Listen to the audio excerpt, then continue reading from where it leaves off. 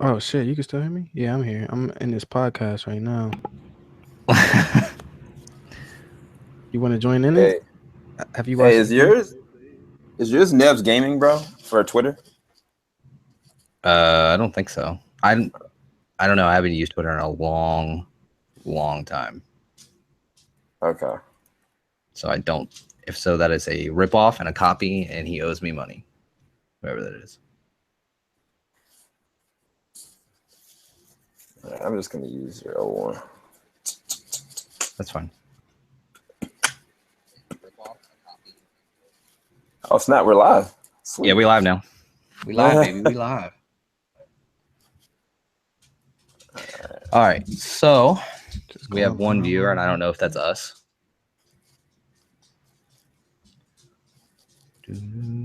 Probably yes. Yeah, I am watching it as we speak. All right, cool. All right, so for recording purposes, welcome, ladies and gentlemen, to the E3 wrap-up show for the Scopes&Laggers podcast. We are live, special live episode right now. If you're watching it live, if you're watching the replay, that's cool too. Welcome. With me today, of course, tonight at 10:37 on the East Coast, kind of late. I have my cohort, my arch enemy, Markell, Mr. Somerset. Markell, say hi. What up? Okay, that's that too. And special guest tonight, the man with the plan, Mr. Sam Leggett. Say hello, Sam. Hey, what's going on, you guys? He got that webcam money. Just got a small YouTube channel. It's called JVS. We do reviews for everything, discussions about everything. So That's right. Check us out. Yeah, I'll drop your link to like your channel and stuff. I'll drop it in the recording info and stuff like that. Okay. Because you definitely give us some high quality stuff. Your reaction videos are top notch, and I really appreciate a lot of those. It's good production quality too. I appreciate it, man. We might have some other people popping in to talk. I know Sam might pop out because he's got wife duty and stuff like that. And I understand. Well, kind of. I'm not about that married life, but congratulations, Sam, getting married, by the way. Appreciate it, dude. So we might have some other guests pop in. But what we're doing tonight, something very special, of course, is wrapping up that E3 conference of 2017. And we're gonna go list by list. I just want to put down some ground rules for me and Markell because we can get a little heated, and I want everyone to keep it civil in here, and I don't want to offend anybody. I got people sleeping in the house, so you don't gotta worry about me. I mean, I got people sleeping upstairs too, so I guess that we don't have to worry about each other. But let's keep the cussing to a minimum. Let's keep the tone civil. No yelling, no interrupting each other. Let everyone get a chance to talk. Just keep it calm and collected, like I know you can, Markell. Okay. All right, man. Let's get to the show. All right. So, if we want to go day by day, which is a good way to handle this. Starting out, we had EA first, and yeah, I don't really know how you guys felt about this entire thing, but they announced some great titles. I will say that everything looked pretty okay, gameplay wise and stuff, but the production value of their entire show was probably one of the worst I've ever seen in an E3 conference ever. I don't know about how you guys felt about that, but there was definitely some ass cheeks in my opinion. Who was? E3. I mean E3. Sorry, EA. It wasn't that bad. I mean, the thing that really wrapped it up for me was that Battlefront 2 making it into an e-sport. Like it was 30 minutes of shoutcasting. I mean, they just tried to do that just to get the hype up on the game, but overall, I'm excited for it. It looked pretty good. The game looks great. Like the game looks great. Don't get me wrong about that. But I mean, it was never an esport to begin with for the first one or the old two that were back on the like 2 generations back. So why are we making this into an esport now with like iJustine up there and Golden Boy? It made no sense. Yeah, there was a lot of random cringe-worthy moments. I think it was just the way that they kind of presented it. It wasn't so much the fact that, all these titles are awesome. Like what they did with Anthem, I thought was really dope. Need for Speed, I was really surprised by pleasantly. I'm really excited for Star Wars Battlefront 2. The problem is it was just very boring. Like, people were sitting there, I was looking at the crowd, and I was like, they just were not enthused or engaged in any kind of fashion. It's kind of like a run through the motions. So I see what you're talking about in terms of hyping people up and preparing well. EA kind of sometimes just drops the ball on that all the time, in my opinion, personally. Yeah, they had and what there was another. They had a YouTuber pop up there, and and he looked like one of the most uncomfortable people I've ever seen. He was just up there like, so yeah, and the creators of so and so and the developers here are like, I've been talking to this man, like, I'm like, who is this guy? Who is this? I have no idea who this is. Why is he talking about a game that millions of people care about? It just that just doesn't make any sense to me. I was listening to a podcast recently, and they had mentioned the fact that content creators don't always make like for good spokespeople, which I guess is technically true. They definitely maybe just picked the wrong candidate for this. Exactly. Unless your name is Chris Smoove, man. Whatever happened to Chris Smoove, man? R.I.P. Chris Smoove, man. He's not dead. Is he dead? I thought he was dead. Chris Smoove dead? My God. I don't know where that guy at, man. He's not dead. Fucking Chris. Yeah, just go get Chris Smoove back, man. He's good. He's not dead. He's got work. But he got better things to do than on EA's press conference. But I will say that Battlefront 2 definitely was the highlight of that show. They did save Anthem for another conference that we'll get to, but the other one that really surprised me was the what was it? What was it called? The one that it was from the guy that made Tales of Two Brothers or whatever. Ooh, where the two brothers were in jail. Oh, you talking about? Is it A Way Out? A Way Out. A Way Out, exactly. Yeah, Way Out. Yeah, it look all right. It does. Now they're doing a really risky thing with this and releasing it co-op only. Like, you cannot play it by yourself. Like, you have to have somebody to play it with, which is really risky. A lot of people are comparing it to like a David Cage type of game, Heavy Rain, stuff like that, because it's very story oriented and you also have choices and all that. It looks good. I'm just worried about it doing well based on the premise that you have to have a co-op partner, and if you have someone who buys this game and they don't know that, they're going to be kind of pissed. I mean, I would be. So it does look really good though. I'm hyped for it for sure. But that whole locking in the co-op partner thing, that might be a little dicey, just a little bit too risky for nowadays. But they have couch co-op integrated in it, which is great. I'm glad that they're trying to bring that back. And the guy that made it, whatever his name was, that dude was great. He was so hyped about his own game. He was awesome. Overall, though, EA's conference was I mean, it wasn't like dropping bombs on us. Need for Speed looked good, but it also just looked like Need for Speed. Nothing really changed there. They didn't really drop anything that was heavy. Everyone knew going in that Battlefront 2 was going to be the end all be all. That's why they saved it for last and then shoutcasted it for 30 minutes, which is great, I guess. But that definitely was not the correct way to show that game. Yeah. I don't know. It was really strange. Like one of my friends, we did a discussion on his page, Jarrell's Alexandria, and we were basically kind of talking about the EA, and it's like when the girl that's supposed to be kind of playing the antagonist / protagonist, a part of the story arc, came up there, it's all flashy. Everybody woke up, but it wasn't like, people were engaged about the game. It was just a totally different misfire kind of thing. But I mean, I think no matter what, people are gonna love this game. So I don't think they had to do too much, but I don't know. I'm kind of torn with it personally. Yeah. EA gets a okay for me. I mean, if they had literally just showed me like multiplayer gameplay from Battlefront, I would have been so fine with that. They did not need to shoutcast it. I hope they never do that again, ever. I mean, they show up. Aside from Battlefront 2, I mean, they saved Anthem. Okay, so if Anthem would have been in EA's press conference, I think it would have been a lot better. Yeah, for sure. They did show the new Madden NFL story mode, which nobody cares about. The new Need for Speed game looked all right. Probably not gonna buy it, but it's good to see Need for Speed back. But yeah, I'm probably gonna give it a pass too. Yeah, I mean it was hate okay. to say it, but I mean Yeah. it's just Need for Speed again, like round 8. Yeah, I mean Yeah. it definitely wasn't a great podcast. It wasn't a good. I mean podcast. It wasn't a great conference. It wasn't a good conference. It was just like a okay conference. Like they showed up, showed some games, and then left. Like I don't think anything of their conference at all. Yeah. Yeah. If like you said though, if they had dropped Anthem during that, it would have rocked for sure.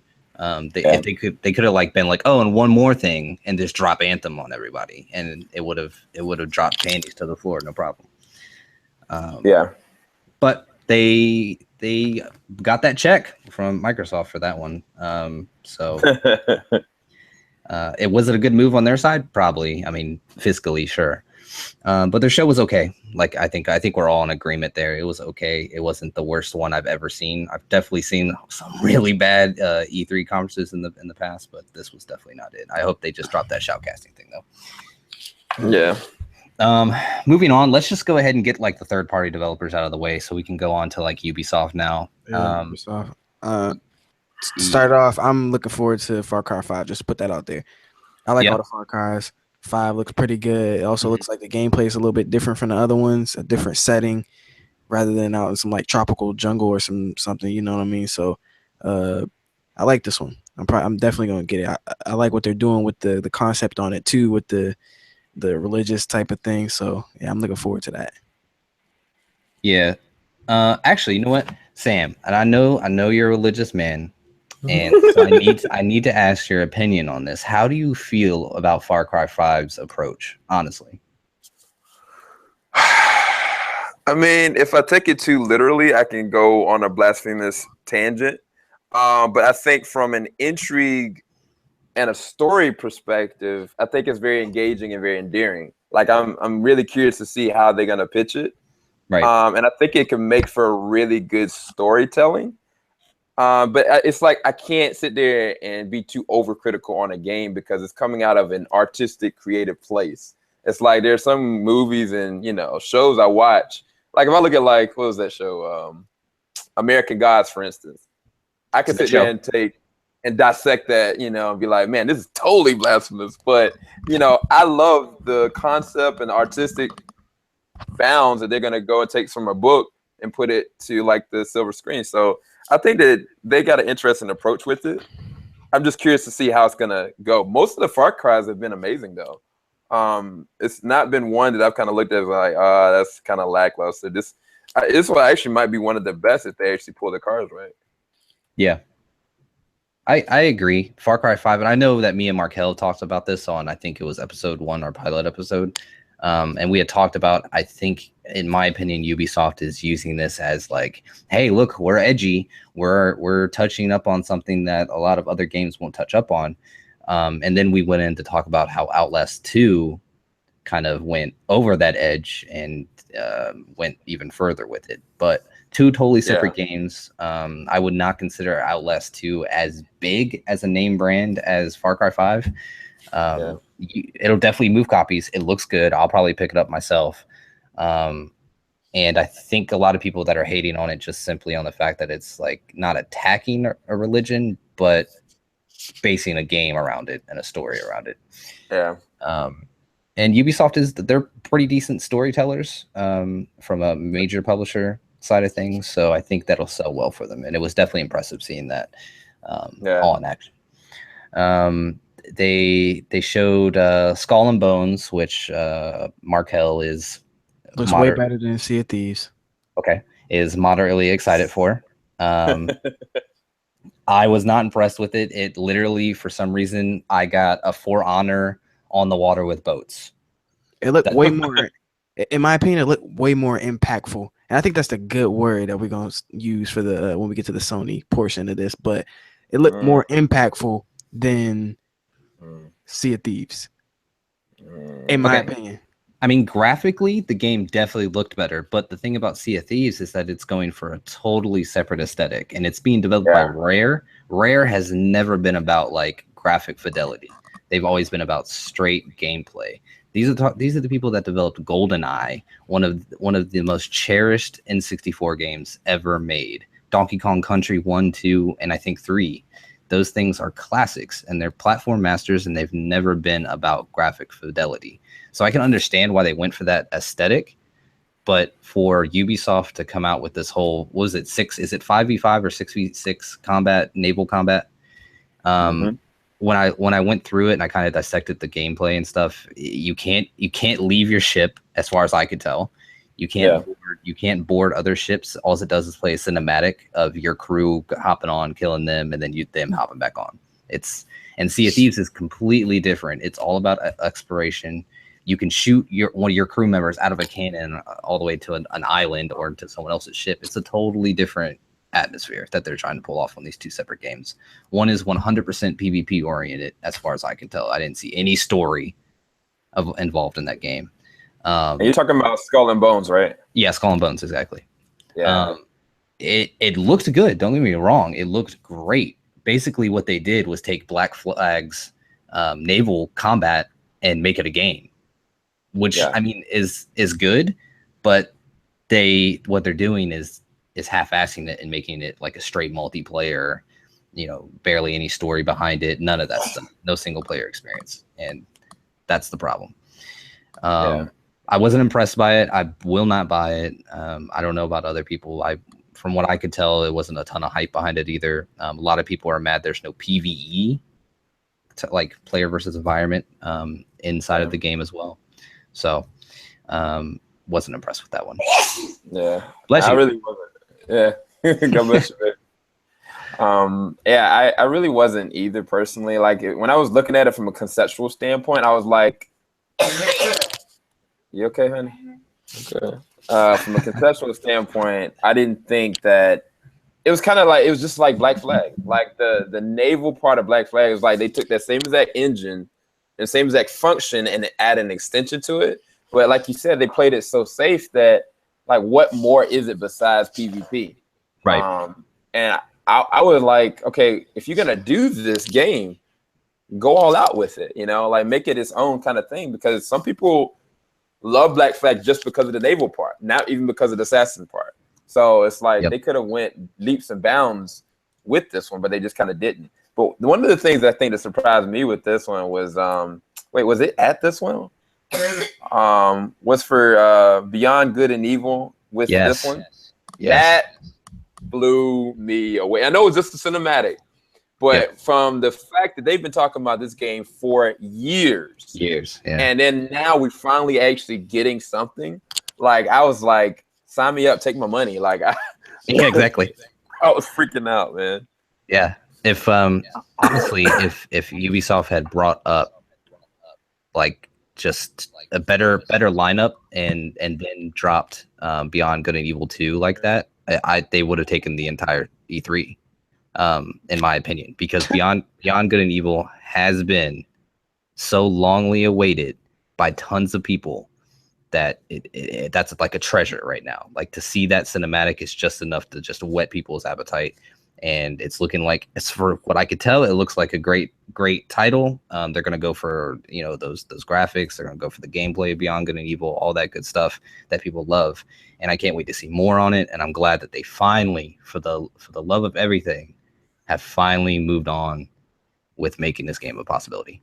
Now I just wish Ubisoft would share some of that magic and transfer it over to Valve and get Half-Life 3 rolling out. But I'm a stickler. So, Markell, what'd you think about the other stuff that was announced at Ubisoft? Let me take a look at it again. I mean, oh, sorry, my PC just like did some weird shit. Assassin's Creed Origin. I love the Assassin's Creed games. I'm glad they showed gameplay of that. It was looking a little crazy at the end when he started shooting arrows and they started like, he had a little direction on them, but it's believable. They was like milli rocking and two-stepping on like holographic floorboards and stuff in a couple of the other games, so I can believe that you can control arrows after you shoot them in the air. That Mario Rabbids trash. We already said Far Cry 5. The Crew 2, not gonna say that's trash. It's an alright game, but I think the first one left a bad taste in a lot of people's mouth. So I don't know, who about to go purchase that game. South Park, I didn't play the other one that they had, a little RPG. So the only thing showed the phone game, right? What phone game? They showed the phone game, and then they showed. Did they show? I didn't remember seeing like actual gameplay from the console version. You okay? You talking about that transference game? It was like man, the cell phone game from South Park. It was called something. I'll look it up while you keep talking. But yeah, Beyond Good and Evil. I never played the first one. That kind of flew over my head. Steep look okay. Probably won't buy it. It looks like a good game. Just Dance 2018 trash. Not buying it. So I mean, it was okay. I'm mostly interested in Far Cry 5 and Assassin's Creed. So that was really good enough for me. Those two games are two big games I'm looking forward to. Two impactful games, you know. So yeah. But as far as we didn't give ratings. Like, what would you rate EA? Like me, honestly, I give EA probably like a 5.5, and I give Ubisoft like a 6 out of a 10. Out of 10. Yeah, I would definitely rate EA around a 5 for sure, just like you did. It didn't sway me in any direction. I'm still on edge about even getting Battlefront 2. I'm not sold on it yet because I was burned by the first one, and I'm waiting to see exactly what we got from Battlefront 2. Yeah, Battlefront 2 is the only reason why I gave it a 5. Like, without Battlefront 2, it'd probably have been a 1. Ooh. Wow. Damn. All right. Even FIFA? And if they would have, because I already know FIFA. You know what I'm saying? Like, I've been watching FIFA trailers and stuff like that, and they didn't even show anything from FIFA. They showed the same little cinematic trailer thing, which it's not hard to show FIFA. They use basically the same Frostbite engine every year. They change it up a little bit. All they do is change the player models up and make them more detailed. It did look good though. Yeah, it's not hard to show FIFA, but I already know what FIFA is. They showed basically the same thing. They showed the little story mode, which is the same thing they showed last year. FIFA don't count. You're not excited by Madden story mode? But no, baby.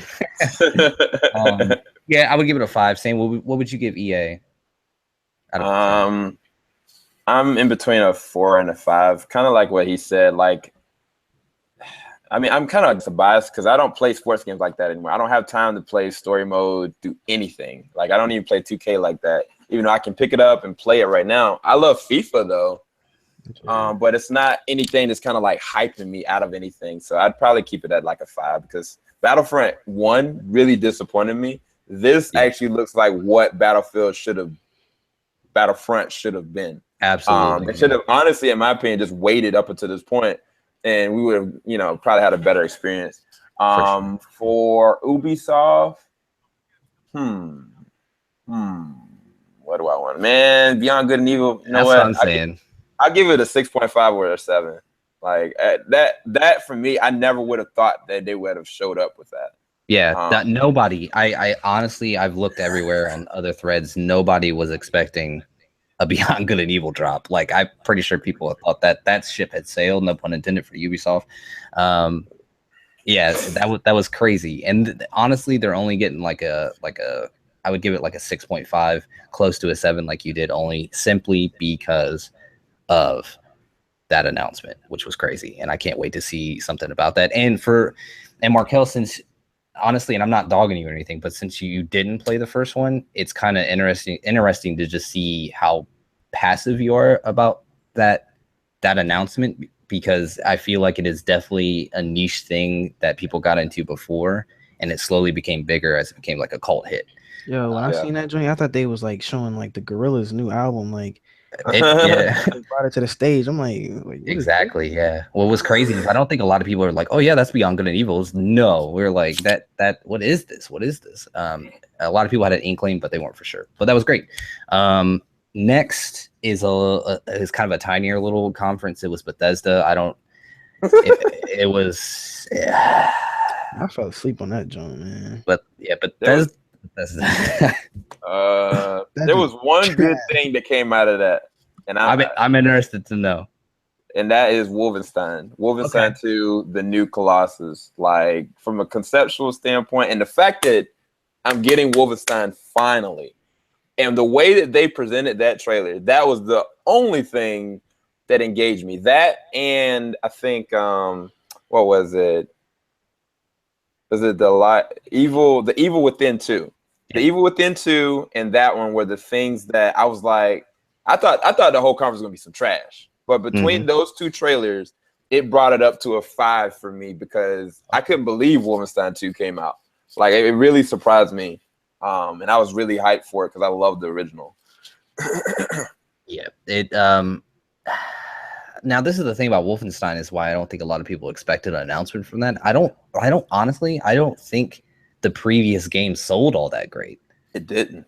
Yeah, and people are like, what, really? They're coming out with another one, really? After bad sales on the other one? And that's the thing about Bethesda. They're like, hey, something wasn't right about the last one, so let's change it up. And that's what they did. They did something different with this one that I think a lot of people really enjoyed. The charm was different. That whole like that helmet that was like a weird hexagon shaped thing on BJ. It was nuts, man. It was going for this crazy theme, which I really enjoyed. It looks great, and I hope it does well.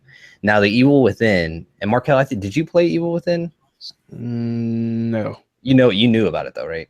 Yeah, I knew about it. Yeah. So that I played the first one when it first came out, and it was definitely not on the level of Outlast scary, but it was definitely more of a psychological kind of like get in your head kind of thing and not jump scarish. But it looks good. I was not expecting a sequel to that at all. It's kind of like Wolfenstein. This is like Bethesda's theme so far. It's like we were not expecting a sequel to that. I was expecting a sequel to that. To Wolfenstein. To Wolfenstein? Yeah. Okay. Yeah, and they both looked good, and a lot of people are hyped for those two games in particular, and that's great. But Bethesda 100% dropped the ball when they start talking about Skyrim. I'm tired of this. Like, Skyrim's a great game. Don't get me wrong. It's great. Elder Scrolls is amazing. Like, top-notch, everything. But I don't think Bethesda has left this game to just be its thing. They want to put it on everything possible. Yeah. This game came out in 2011. We're talking about 6 years this game has been going on, and they will put it on every console till the day that game finally just dies. Like you just can't afford it anymore. Yeah, they probably didn't need to show, but everything else they showed was pretty trash, I would say. Wolfenstein, I might end up copping that.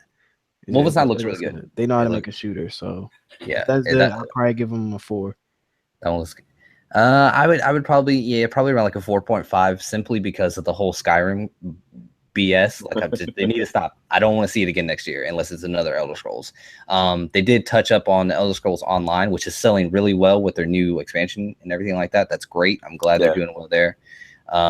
But they also announced paid mods on Skyrim and Fallout, which a ton of people are pissed about online. Like they should be. They thought that they had finally done away with all this crap, and then here at E3 they're like, oh yeah, by the way, you can pay for like these premium mods that are made by people that know what they're doing. It's pretty much what they said, and then that was like a big middle finger to everybody, and they did not like that. Surprisingly, a lot of people thought that they were going to drop like a new Elder Scrolls game. I knew that wasn't going to happen. They thought they were going to drop maybe like an MMO for Fallout. I knew that wasn't going to happen. So definitely around like a 4.5 for sure. It was very underwhelming. And that whole Bethesda land crap, like, I mean, it was okay. They should have had Todd Howard out there like the entire time. That man could sell me like stale cereal, and I pay like premium for it. Yeah, and you know what? I'm gonna drop mine to a 4.5 because in between each game, it was this weird cartoonish, like transition that I was like, "What the heck am I looking at?" Like, I cared about the games, but the transition was just so wonky, dumb, and weird looking. I was like, "No." Yeah. So I'm gonna detract 5 points. Just simply because of that aesthetic, and I don't blame you. It was corny. It was corny, and and it hits home because Bethesda is a local developer for us. I mean, they're like a state over. You can go by their office within like an hour now. So I mean, they're local to us and that kind of close to home. But they didn't do that great here at all. So definitely around like a 4.5 for me as well. Now I did not watch the PC gaming show. I don't know if any of you guys did. I didn't. Okay. I don't think we're in the minority when we talk about that, because I don't think a lot of people have. So we're just gonna skip over that one, unfortunately. Good job though. Whatever happened there, that was great. Let's get to it. So up next, I'll let, and it's like I said, rules are down, so just respect them. So we're gonna get to the two juggernauts. Let's get to it. And then we'll save good old Nintendo. Put me in, coach. All right, go ahead, Sony. Go ahead. Wow. No. Wait. We're gonna go in the order. No, we're gonna go in chronological order. All right. Oh, you want to go? Okay, that's fine. We're gonna go with the best box. Right. Okay. So Microsoft. Now they opened up with Hold on, don't try to set it up in bias for anybody that's about to no. I know how you like to set stuff up so people go into it with a biased mind. Like, I'm just going by what I saw on the television, bro. All right, go ahead, you got it. Okay. Remember the no interrupting rule, Markell. All right, let's go, coach. All right, cool. So they opened up with a lot of people already knew this. They led right out the gate with Xbox Scorpio and finally dropped the name Xbox X. Everybody knew this was going to happen. They did not know they were going for a new name. Everyone, I think, was pretty on board with the Scorpio title at this point. Yeah. And Phil came out there and he started laying out stats. He started laying out, specs. He was talking, a lot of marketing stuff. And then he started dropping the whole 22 exclusive titles for Xbox. Now, me being biased, as Markell likes to say, I will 100% admit that Phil and the entire Microsoft team were dancing around this term, exclusive. I 100% agree with that. They had timed exclusive, they had console launch exclusive, all that little like asterisk right next to that. Was not a smart move on their half at all. Now, dropping a new console that is more powerful, that does more. It was impressive to look at. It's smaller, it's thinner. The price point was $499, which had been leaked previously. A lot of people weren't like, yay. If it was $399, people would have been like probably going nuts over that, because that's an amazing price point. But for what you're getting here, $399 was definitely not a possibility at launch. Not happening. Am I upset that they didn't have like a dedicated new IP launch title to go with this? 100% absolutely. Am I upset that they didn't have like a Gears of War or a Halo to go with this? Sure. Will I buy one of these? Yeah, you bet. Will it replace my Xbox One that I have upstairs? Yes, 100%. I also like that they dropped backwards compatibility for original Xbox games. There are a ton of people so happy about that, and it blows my mind that they're even able to do that. So, and Sam dancing. Come on, man. Y'all more hyped for the backwards compatibility than y'all was for the games they showed. I'm hyped. I'm hyped for the console. I haven't even talked about the games yet. I haven't said anything. Exactly. I'm hyped about the console itself. Like, that's what I'm hyped about. I like what it offers. I like what it's going to do, and it's only what's going to happen in the future that really defines what it's about. And like I said, I already stated that I'm upset about the exclusives that they danced around. Now, to getting to the games that they talked about, okay? Yikes. Okay. Forza 7 looks freaking amazing. Like, when I first saw that desert pop up on the screen, I thought, okay, they're gonna like they're doing like, some kind of intro in the desert or something like that. But it looked real. I did not know that was a video game. That's nuts. And Markell likes to use the argument that it's a racing game and it takes little to no rendering for some reason. Which if you knew about racing games, especially Forza, you would know that is one of the most resource heavy games that exists. They push it to the limits every single year. You pretty much see almost every closed track racing games running at 1080p 60 frames. That's Okay, that's fine. But Forza does something different, man. They always push it to photorealism. They have a dynamic weather system. They have a dynamic tread system. Like everything in your cockpit rattles, moves depending on the way that you move. All of that stuff, and you're rendering 16 cars on a track. Yeah, this may be the very first game where the environment doesn't look trash. Yeah, did you play Horizon 3? That's an open world Forza game. Regular Forza line, not the Horizon line. The regular that is a regular Forza game. No, not the Horizon one. I'm talking about the flagship. Okay, Forza. If that's what you're saying, then does Forza 7 look better than the previous one? Absolutely, it's going to. Okay. It looked great, and I'm a newfound fan of Forza. I'm not even a huge racing fan, and I will buy that game over Need for Speed. Sorry, EA. But so that was my thought on Forza 7. Sam, do you want to take up what game you want to talk about? I feel like this is gonna be no, it's all right. We're keeping it civil. I told him that. He knows this is gonna be very interesting. I ain't go yet, so I know. So for me, and I'll admit this, I was actually most excited for what Microsoft was going to do for their conference, not necessarily what IPs, exclusives, or anything. I was like, you have to sell me first on this Xbox One X, which I thought the Scorpio would have been a better name personally.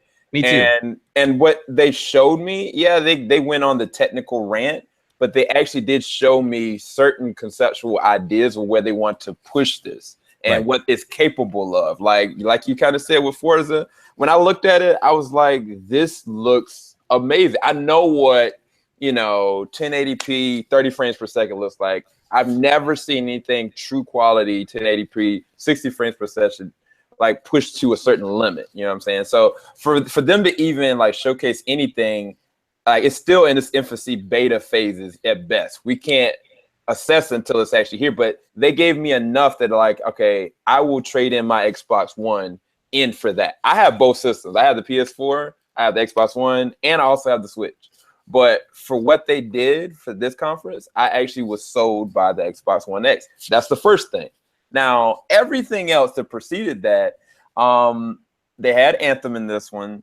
I thought that looked freaking dope. They had Crackdown 3. I knew they were going to do that. I think Crackdown 3 is, you have to have the right taste for it.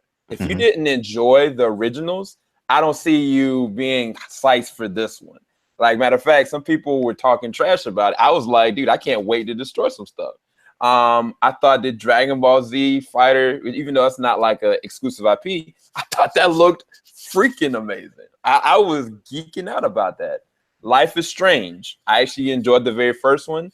I can't wait to play the next one. I think Metro Exodus was where they kind of got me there on the graphical interface side. Now, I can't prove that this is what's coming straight from a PC or if it's coming from the Xbox One X. But from what they showed, like I was like, I cannot wait to play this, period. And they featured this in the conference. I'm not speaking about, what Microsoft's capability is or what their market share is. I'm just talking about the conference. I was entertained. I was like, let's go, show me something else. And they kept on going with different bangers to just list a few. I think that it's a missed opportunity kind of with Sea of Thieves. I wish I would a little bit more into that one. State of Decay 2, it can go either way. I actually really enjoyed the first State of Decay. But it's like when I watched this, I watched it in increments. I didn't even see it all the way through. I just picked apart certain things. I reacted to it and I discussed them. But the biggest thing that I wanted from this conference for them to sell me on the Xbox One X, and they did for me personally. But I think that out of everything that really captivated me was definitely the Metro. And then Forza from a look standpoint, and then Dragon Ball Z Fighter X or Fighter Z. What did y'all think about that, by the way? The Dragon Ball Z? Yes. Yeah, I mean, okay, as a Budokai fan, like original Budokai and then moving on to some other ones, it looks really great. Yeah. But I know I'm gonna get flamed for this somewhere down the road. I cannot stand Goku's Japanese voiceover. I'm sorry. I try so many times, but I cannot take that. It's not racist. How's that racism? It sounds like a woman. And if you Hey, grew up, Mark, if you listening to this, man, I'm sorry. Mark is Asian, yes. I don't understand how I'm offending anyone. It's not. It sounds like a woman. Goku is a man. That is my point. Okay. It looks good though. It looks really good. What I really enjoyed from the Sea of Thieves gameplay was that they finally started to really tell people exactly what Sea of Thieves is about. Yeah, true. Because a lot of people are like, I don't even know what this game is about. Like, the alphas have been like super closed down. When I first started playing the alphas myself, there were only 500 slots available worldwide, and slowly but surely, I think they've boosted it up, but it's still not a lot for their beta testing. I've played that game, and I'm telling you right now, it's just mindless, like great fun to have with people. And I don't have any friends that are on it at the same time I am for the alpha and stuff. But this game is fun with strangers. Like once you start cooperating with them and stuff like that, you can just do crazy stuff. And it looks great. I love Rare as a developer. They've never disappointed me with a game before.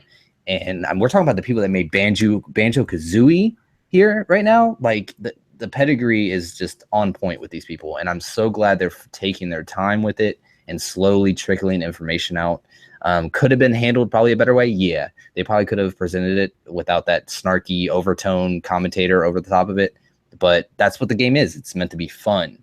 They're not, like I said before when we talked about Skull and Bones, it's not meant to be a graphical like comparison or anything like it's not supposed to look amazing. It's going for that aesthetic, and I'm happy they did that.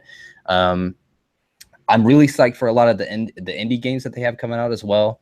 A lot of those look really good. I'm a big fan of indie games. I always give those a chance. If a lot of people remember, and I told Markell this today when we were yelling at each other at work, State of Decay started from an indie developer, and now they're getting paid the big bucks. So that looked really good as well. I loved the first one. I streamed the heck out of it before, and I plan to pick this one up for sure. But I think what we really need to take into consideration here is what Xbox and Microsoft as a whole are really going to do with this whole PC Xbox compatibility, with it being able to play your Xbox games on your PC. Does it work now? Absolutely. And a lot of people like that. They like that they can take an Xbox game off of their Xbox One or just play it on PC in general. They appreciate that. Yeah. And Xbox knows that. That's why they continue to feed this machine this with money. And it's a smart move. Yeah. I didn't even talk about this. Sorry to cut you off. When they talked about the backwards compatibility, whether you know it or not, I know you don't know me as much, but when the Xbox One first came out and they talked about the concept of backwards compatibility, and they said that, we can't do it, like this is, x86 versus, what they were able to do for the infrastructure of the system. I was like, well, do emulation, like make emulation built in the backside so you can be able to put the disc in and you'll be able to use a digital render. I know that's more technical than anything. No, I understand. Yeah. But from that concept, I was like, dude, go for it. And as soon as Phil got on board, man, this man did what he should be doing, which is cater to the fans and what their needs are as gamers, as entertainment. And when they first started doing the backwards compatibility, I was like, yes. But one of the things I'd always wanted is them to go back and doing original OG Xbox games. Like I still have my freaking Spider-Man 2 right there in the side, and like now, like it's right there. I can probably be able to play. And yeah, I can sit there and go and download it and emulate it on my laptop. You know what I'm saying? But I want to be able to play it on my system. I want my kids to be able to play it, and now that's a possibility. So I'm very appreciative that they would do that, because for me, even I was a PlayStation guy first. And like, I remember when PlayStation 3 first came out, and to this day, I'll still say that is the greatest console ever. Because when the OG PS3 first came out, you could play everything. PlayStation 2, you use it as an entertainment system, you use it as a media hub, you can get online with it, everything.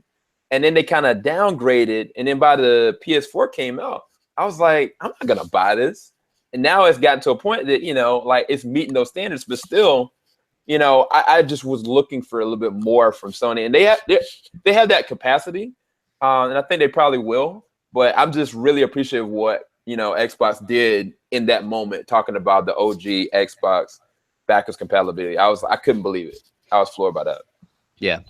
They didn't have to do that. Like a lot of people that second guess that decision, they didn't have to. That costs money. That costs probably a good amount of money to do. Yeah. You have to remember that the Xbox One was running off of a very light version of of Windows, like a modified version of Windows. And then they finally ported it over into a full version of Windows 10.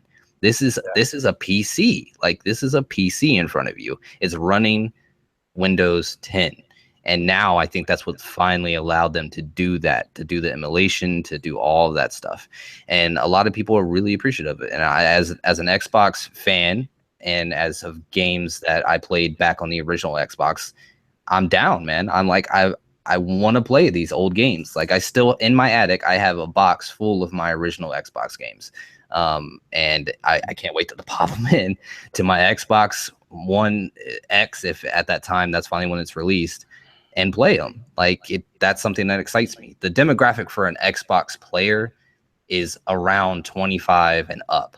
So these are people that have been around for that console. Yeah. And Xbox knows this. They know their numbers. They know all those stats, and they're catering to that, and that's great. And now you can port over all those games and play them on your PC, and you can emulate on your PC and all that stuff, vice versa. That's a great decision on their part. Man, it's too many. It's too many new games coming out for me to be playing some goddamn 20-year-old game. I mean, it would be nice to have it. Like, oh, backwards compatibility. All right, that's cool. Good, you know, good stuff. But I'm not about to be up here hype. Like the crowd got all loud and stuff, man. Like, what is y'all? That's because people really appreciate it, man. For? Man, I'm not playing no. It wasn't even like, what do you have, like 460p or 480p or something? It wasn't even that. Games was like 360p, man. I'm not hyped for that. You're an HD gamer. Do you remember when Do you remember when Red Dead Redemption got the backwards compatibility like hit? Yes. And how the internet almost literally broke? Yeah, I bought my copy that day.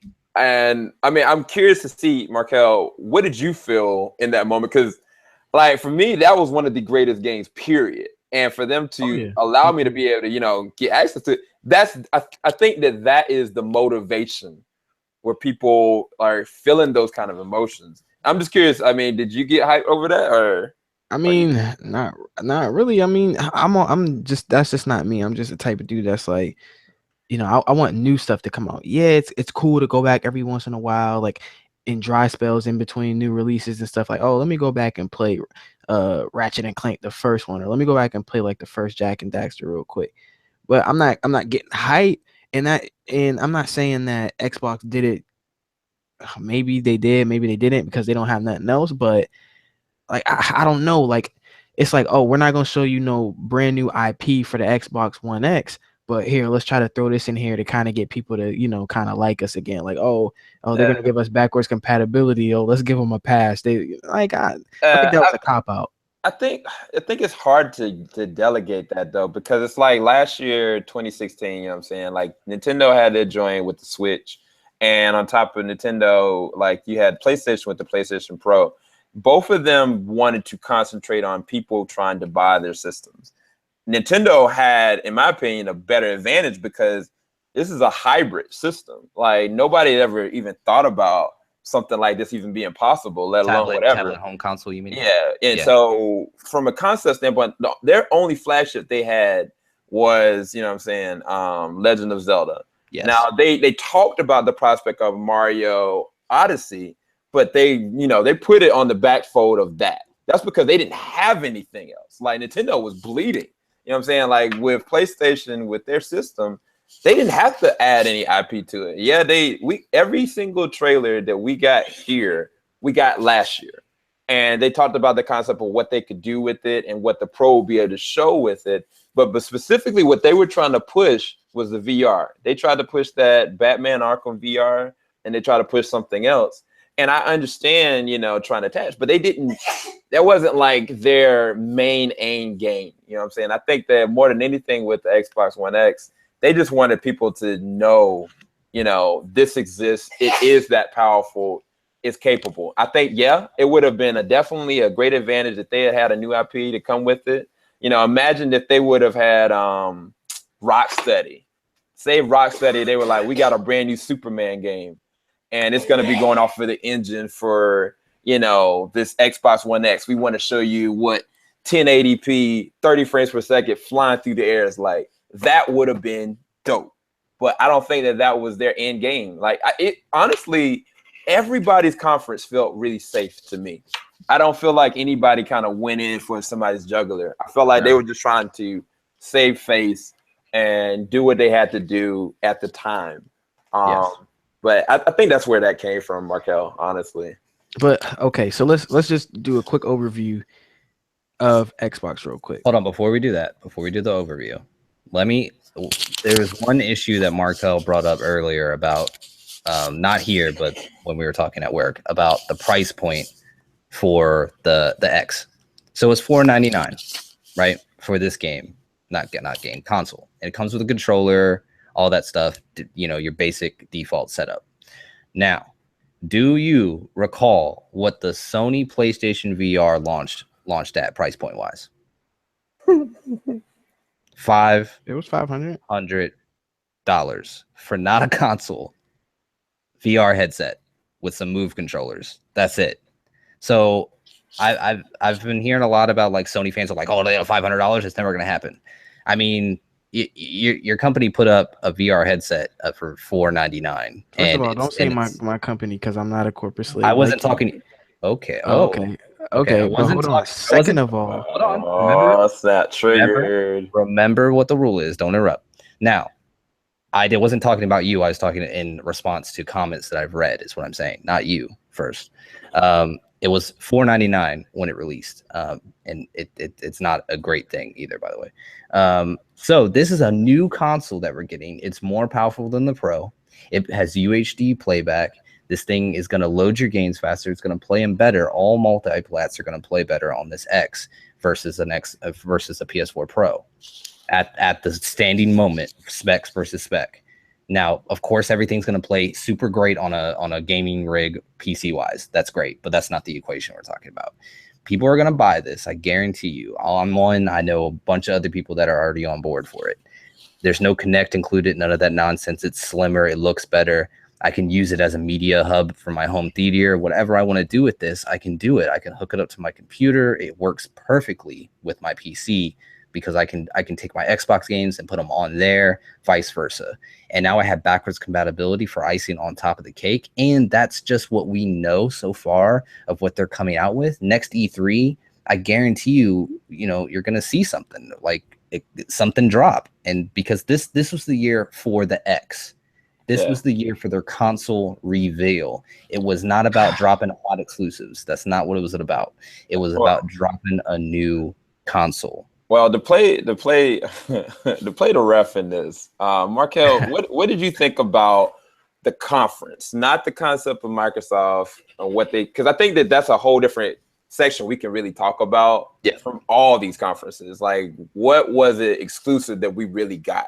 What did you think about the Microsoft conference personally? All right, now that Kyle done talking that nut shit, let me. Man, no, don't interrupt. Be quiet. I'm not. That console to me, not console. That conference to me, like, Microsoft really went out there and like stabbed themselves in the foot. Like, you go out there and you say, okay, Xbox One X, brand new console, brand new hardware, $499, $500. And we don't have any brand new experiences for this thing. Now, you can sit up there and say, oh, multi-plat this, multi-plat that. It plays multi-plat's the best. But the only thing we're coming out that's impactful, that you can only... Matter of fact, they didn't even show... I think they may have showed like one console exclusives for the Xbox One X, which would have been maybe Forza. It was 4 or 5. Let me double check. It was the Forza, Crackdown, Sea of Thieves, Call of Duty, FIFA, and Call of Duty. saw Shadow of War, they are going to be going the full immersion 4K experience. No, with we talking about exclusives though. Oh no, nobody had any exclusives this year. Who he means like 2 consoles dedicated to a console. Like, you know how you I was like, I don't know what you're talking about. Okay. No, he means like a game that isn't coming out on another console. Oh, Forza, that was it. Forza and Crackdown. Exactly. I think so look at it from my perspective, okay? I have a PC and a PS4. Okay. Why in the hell would I go out and spend $500 to play multiplats? Even if I didn't have a PC, okay? Why would I go out and spend $500 just to play multiplats? Maybe like with 3 or 4 less frame drops than the PS4. With no exclusives to play, to bundle with it. Are you really gonna compete?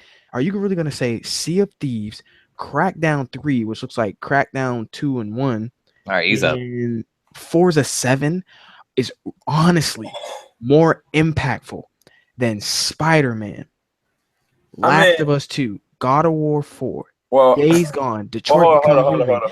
You're not competing with that. We're going subjective now. I haven't even talked about Sony yet. That's true. Yeah, we're not even talking that. What I'm asking you is, what do you think about it, for the good or the bad? What did you think about the conference? I didn't think the conference was good. I didn't think they showed a lot of games. They were very slick with it, and they were not truthful and upfront with it. Kept saying console launch exclusive, console launch. The stuff is not going to be generation exclusive. PS4 is going to get these games. They show State of Decay 2. You can play Sea of Thieves on Metro Exodus. You can play Forza on the PS4. What else? They show let Markell go. Cyberpunk, The Artful Escape. Yeah, you told me don't. I'm just trying to make sure we keep this subject, because I don't want to sit there and have this be like a back and forth, like he said, because that's still subjective. Yeah. We're not gonna do that. What we're gonna do is we're gonna sit up here and we're gonna talk facts. Phil Spencer came out there and said we're gonna show 40 some games, 22 exclusive. When the 22 exclusives he's talking about are timed exclusives that you don't need to spend $500 for, and maybe all you have to do is wait a week or a month, and you can get it on your PS4. But the difference is with Xbox, there's nothing that's like, okay, I'll spend $500. I'll go get this console that's stronger, play multiplats a little bit better, but then what else? Oh, Ultra HD Blu-ray. Like, come on, man. That's a gimmick. We're gamers. We're playing. We bought a console to play games. Okay, I'm not spending $500, especially if I already have an Xbox One right now. I'm really not even still thinking like, why should I even upgrade to the Xbox One X? Maybe if they showed a Halo that's like you can only play it on 4K 60 FPS multiplayer, Halo 6 only on the Xbox One X, I'm upgrading. Gears of War 5, if they came out with something like that, big impactful AAA games that get commercials. Tacoma's not getting a commercial. Black Desert's not getting a commercial. And if you really think that people are going to go out even for Christmas or people like birthdays and stuff like that, and these parents, if the kid already has an Xbox One S or original Xbox One, if you honestly think these parents are going to go out there, which are the majority of all console sales, if you really think they're going to go out there and spend $500 for their kid for this console to play the same games that they can already play on a PS4 for cheaper, with not many like exclusive like experiences with it, man, you can forget about it. I think to agree with your point, that I could buy right now an Xbox One or a regular PS4 for $249 and play any of the games for what Xbox showed from their conference, right? Is that enough to say? Because for me, I got a Switch, and I play that more than I do my PlayStation and my Xbox. I just got Injustice. I play Injustice on my PS4, but I know for a fact that a lot of my friends they play both systems. Like they go and they might play it on Xbox, they might play on PS4. I'm not pro one or the other, but I know for me, I've been out the game for a minute. I needed to see games that I hadn't already seen. And I think that for even what I saw with Xbox, I mean, there wasn't a lot of games that really kind of got me necessarily hyped. But I don't know. It's just really interesting because from what you're talking about more so you had a problem with the Xbox One X, not necessarily with the conference. That is that what you're saying? Really was. Every single game that they showed at the conference was like enhanced with Xbox One X. The whole conference was geared towards the Xbox One X. Like, let's not get that twisted. Everything they show with that little box down in the bottom left-hand corner. It's enhanced with Xbox One X. Like, come on, That's man. the voice they used. That's exactly the voice they use. Gotcha. Console launch exclusive. Like, okay. Come on, man. I'm not spending $500 to play the same stuff, man. Yeah, because I mean, I don't have to buy. You know what I'm saying? Like Xbox One X. I can play any of those games on my Xbox right now or my PS4. I just have to choose. You know what I'm saying? Which one I want to do, or if I want to go and get like, I think they just lowered the price on the Xbox One S. Yep.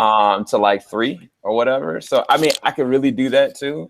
I kind of felt the same as that way when with last year when PlayStation Pro came out, and I was like, why do I need to upgrade?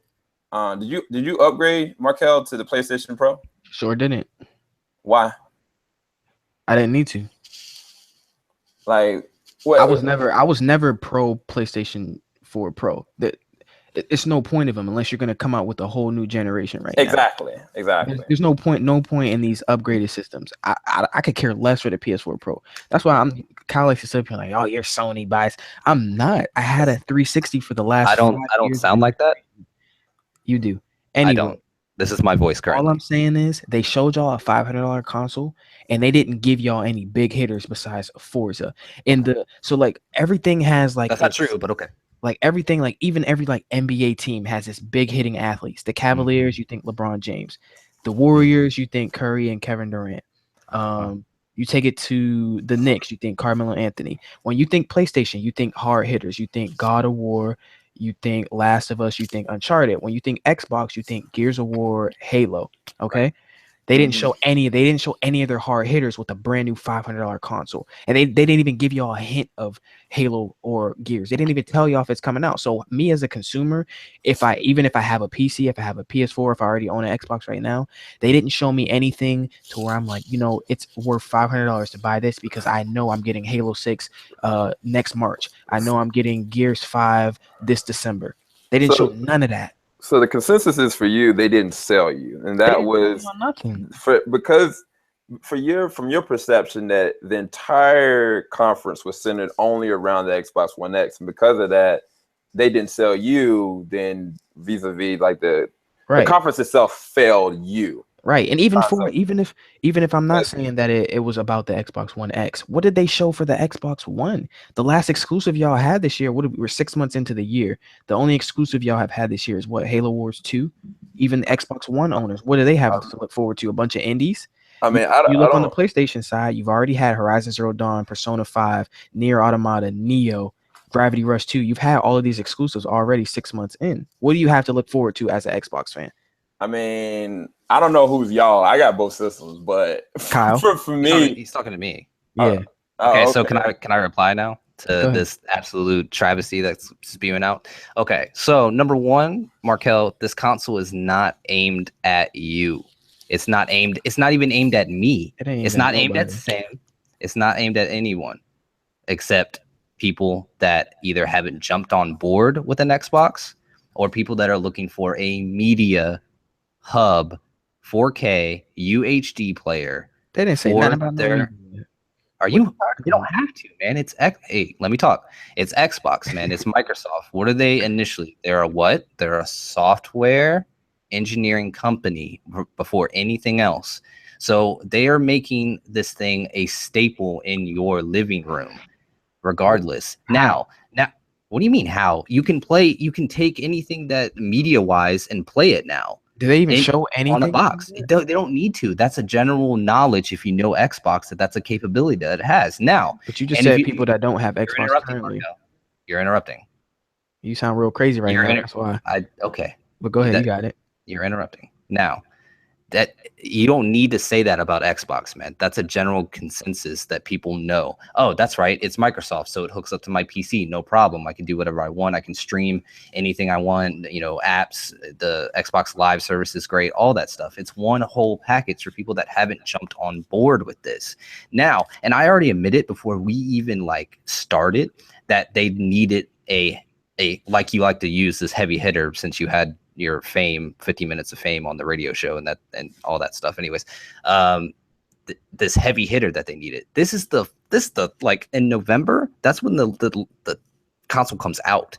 So that means next E3. What do you think is going to happen, Markell? You got to wait a whole year. I'm waiting. I'll wait in the line to pick one of these up, and I will also sit there and wait on an exclusive to come out. But that's not what sells me on Xbox. What sells me is the company behind it and everything that comes with it. I use this thing for everything. It plays all the multiplats that I need it to play. It does everything I need. This console is not for you, Markell, and you seem to forget that. It's not for a lot of people. It's not for. Okay, that's your opinion. Let me talk. All right, hold up. Kyle making some crazy stuff. Y'all are going in right now. Okay, look. All right. That's fine. Anyways, just to end my opinion on what Markell had to say. This is not for you. Your opinion on the stop interrupting. Your opinion on the console is not the vast majority. There is a huge amount. Whatever. You done? There's a huge amount of people that are excited for this. I'm all over Reddit looking at people that are hyped. They're not exactly hyped about a $4.99 price tag. Don't get me wrong. That wasn't the greatest price tag to announce. But people want this console. It's not aimed at you. It's not aimed at people that already own a PC rig that can play super high def games on a 4K monitor. It's not for that. Who the hell is hyped to play fucking Super Lucky Tail? I'm not hyped. You're forgetting what I said, and that's fine. I'm not gonna retouch on it. We're gonna move along on there because you're just gonna keep. Yeah, we can please move along because that's fine. That's fine. I don't want you to get roasted on here early. Okay, that's fine. Anyways, so. Markell, I already know what your little score is probably going to be, but that's fine because you say you're not biased, but you have a lot of hate from Microsoft. I don't have a lot of hate. I have a ton of hate from Microsoft. I had an Xbox 360 for the last. That doesn't justify anything. That doesn't justify anything, in my opinion. And let me drop a bomb on you real quick, Markell, that I've been saving up for this entire podcast tonight because I knew that there was going to be an issue. I own a PS4. It's in my basement currently, sitting. Why? Because I don't care about any of the exclusives that they've released. It sits there and does nothing. Over 1 million. You're one person. Okay. So, anyway, okay. So are you. So now that's fine. But anyways, the overall conference was great. I appreciated what they did. The backwards compatibility was great. I'm looking forward to a lot of titles on the PC and on the Xbox with the compatibility. Backwards compatibility was great. That was a huge announcement, regardless what Markell has to say about it. He's an HD gamer. It's okay. Yeah, okay. I'm an HD gamer. I started playing on the NES. Cut it out. That's great, but you seem to only like games that are high def fidelity. I haven't heard you talk ever since I've known you. I haven't heard you talk about one. I got the platinum in Resogun. I got the platinum in Resogun. I almost have it in Strider, which is another great indie game. Okay. Outlast was an indie game. I play a lot. Outlast is not considered an indie game anymore, man. Sorry about that. What? They're still indie. You said all right. You want some nut shit. We gotta keep moving. We're gonna move on. This man just said what was your rating? What was your rating for the Xbox? Don't cuss. They get a 6.5. Okay. Sam, what was your rating? It's all right. I tried to keep it as simple as possible. That's why I'm not doing anything here. I'm taking the punches as he likes to give them because he seems. He already got roasted earlier, so don't get it. Okay. I've already talked about all the reasons why I liked and didn't like. I didn't talk about any of the negatives. The negatives that kind of detracted from me is I felt like as much as, what Markell was kind of saying, it would have been really good if, they would have shown me, all right, here's the console. We're taking it out and we're playing the game. We're playing something new that we've never seen, or we're playing something and we're showing it versus kind of like a video. They've done that in the past. I've even seen when PS4 first came out, they showed it. And I was like, man, this is captivating. When The Last of Us was shown and actually played back then, when they did like the remastered version, I was like, I'm going to buy the remastered version. You know what I'm saying? That's the only thing that I could say that they could have added to add to my experience. I still would give it an 8. 8.5 out of 10. I thought it was a really solid show. Some of the games were a little light, but personally for me, it's like when I bought my Switch, I knew the only game I would really have for a year would really be just Legend of Zelda. Like I bought the Switch to future-proof myself. It wasn't because they had all the games out, and they still don't. Like I really bought it because I wanted to future-proof myself, and that's the reason why if I end up getting the Xbox One X, that'll be the same thing. Because from a technological standpoint, I'm more of, entertainment. Like now that I have my own family, I don't play games all the time. So I want to have my system future-proofed in whatever way, in whatever fashion. So I think that for me is why I gave it like an 8 or 8.5 out of 10, negatives and positives. Okay. For me, the rating on the conference for Xbox, I'm giving it a 7.5. It's what they could have done, and I've already said this, and I'll repeat it just so Markell understands. They could have led with at least one title to drop with the system that is 100% locked to an Xbox One. And I already said that before, and I've obviously said it again. That was their one little trip up, but Xbox, Microsoft in a whole said before they went into this conference that this is about the Xbox X. I get that. That's 100% okay.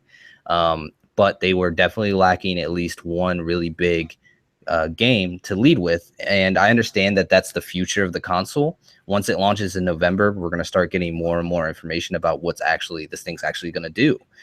We haven't even gone into the possibility of using like a HoloLens technology or anything like this yet. Cut it out. Okay. Anyways, so we haven't even talked about any of that yet. But what games you got coming for it? That's what you need to worry about. Okay, that's fine. We've already stated that this is not a Markell machine. Wait, I thought the HoloLens already had Minecraft and Markell. The Markell machine. See, I'm already calling it that. The HoloLens already demoed Minecraft and a couple other things as well. But that's already in a baby stage, so I'm not even going to bring that into the conversation. I was actually really disappointed that they didn't bring that there. I actually thought that was a perfect opportunity for them to add something on, kind of like what they did with the Kinect for the Xbox 360 and Xbox One, but they kind of didn't. But it's all good. It's all good. Yeah, exactly. I was satisfied with what I saw, but they needed a little bit more, and I was upset that Phil Spencer kind of danced around with the whole exclusivity stuff.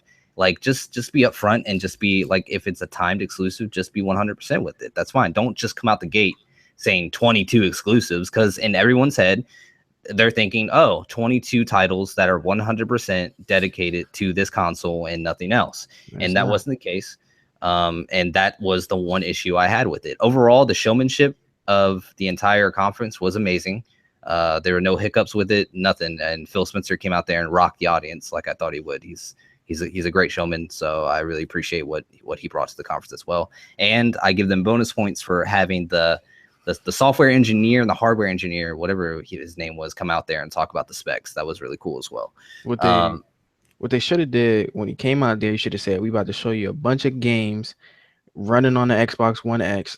Cut the exclusivity shit out. Stop saying that. Just say this is a bunch of games, bunch of multiplats that's coming out. Here's what they look like on the Xbox One X, and leave it at that. Show your little Crackdown, show your Cuphead, show your Sea of Thieves, and show your Forza, and then just leave it at that. Don't come out there, trying to finesse people." That's what I said. Yeah, don't do that. And they should have at least had at least one big game. There's nothing to look forward to. So is there an echo in here? Like, damn. We need to move on. By the way, guys, I actually gotta go. So I'm gonna tell you guys like my roundup thoughts about Sony and with Nintendo, if that's okay. That's fine. Yeah, go ahead.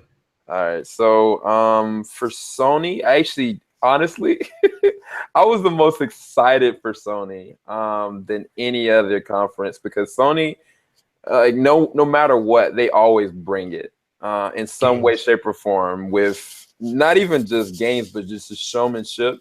Like last year, like they gave me The Last of Us 2, they gave me God of War, they gave me a concept of Spider-Man on PS4, they gave me so much that I was like, okay, let's see what they got with that fire on this one.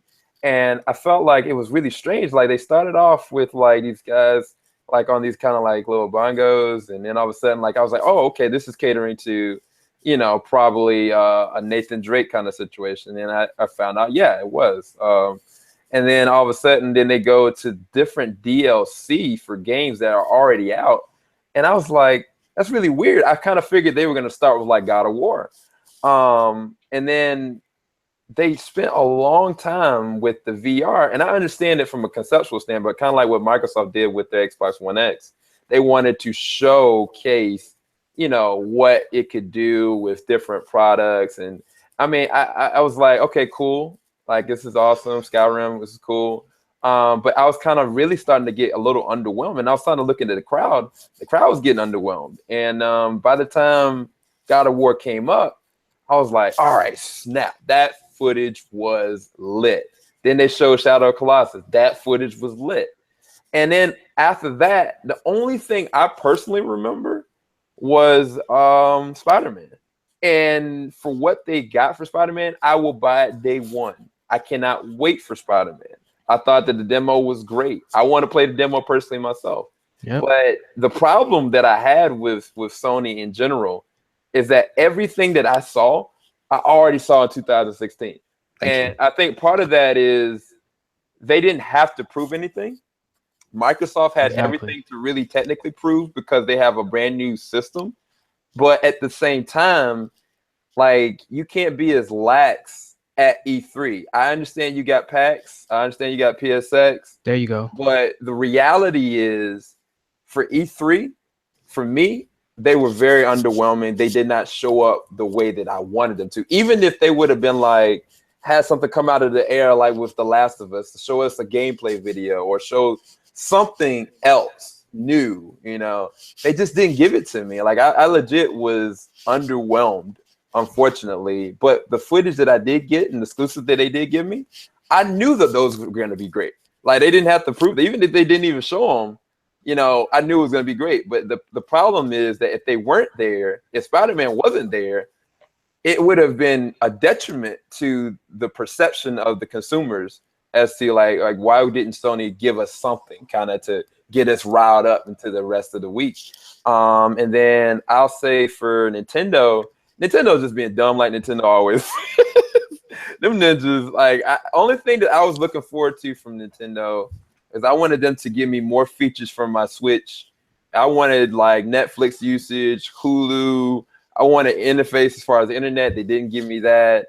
I will say that Mario Odyssey looks dope. I'm glad that Kirby's coming. I'm glad that all the small little games that I know that kids will love, I'm happy for them.